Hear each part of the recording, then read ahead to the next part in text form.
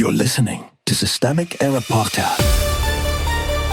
The failure was designed. Trump reaches new low as he loses backbone of his movement, based on an article by Nick Hilden.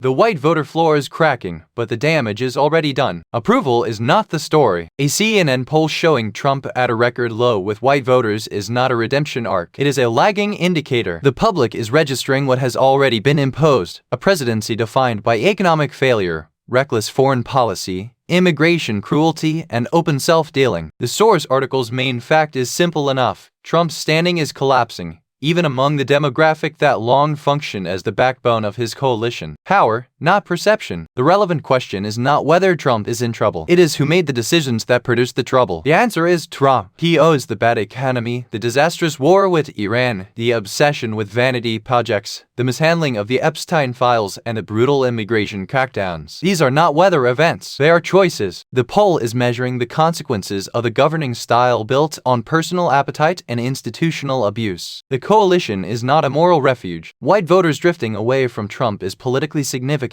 but it should not be romanticized. The article leans hard on the loss of white support as though the collapse of his core constituency is the main drama. It is not. The deeper point is that Trump's project has always depended on turning grievance into permission for cruelty. When that bargain stops paying out, his coalition starts to wobble. That does not make the coalition innocent. It means the machinery of the action has become more expensive to sustain. The framing still softens the harm. The source gestures toward dissatisfaction, as if the problem were a mismatch between expectations and performance. That is too polite. What the poll describes is public disgust with a president who has put his own interests ahead of the country, worsened economic conditions, and helped drive military decisions that Americans believe have hurt the United States. Calling that mere dissatisfaction launders responsibility. This is not confusion. It is the accumulation of visible, deliberate harm. The pattern behind the poll. This is the familiar authoritarian cycle: spectacle first, governance second, accountability never. Trump overpromises, governs through vanity and grievance, and then acts shocked when the public notices the wreckage. The institutions around him keep treating each scandal as a separate episode instead of the same political logic repeating in different forms. The result is a country forced to absorb the costs while the people responsible keep searching for a new distraction. What this reveals: the poll does not show that the system corrected itself. It shows that Trump's political brand is vitally bumping into the reality of his rule. When a presidency becomes a vehicle for personal gain,